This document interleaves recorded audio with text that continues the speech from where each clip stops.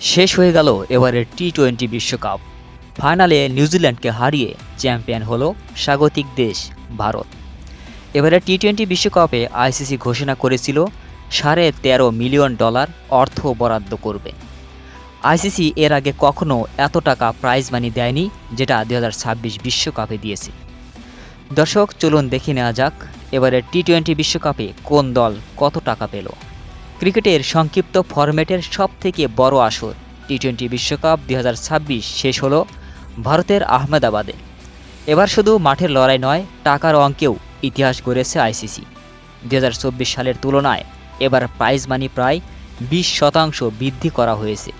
এবারের আসরে মোট প্রাইজ মানি ছিল $13.5 মিলিয়ন, যা ভারতীয় মুদ্রায় 120 কোটি টাকা। এবারে টি-20 বিশ্বকাপে অংশগ্রহণ করা 20 দলের মধ্যে কোনো দলই খালি হাতে ফেরত যায় নাই। গ্রুপ পর্ব থেকে বাদ যাওয়া প্রত্যেকটা দল পেয়েছে প্রায় $2.5 লক্ষ। যারা সুপার 8-এ পৌঁছেছিল তারা পেয়েছে $3,80,000।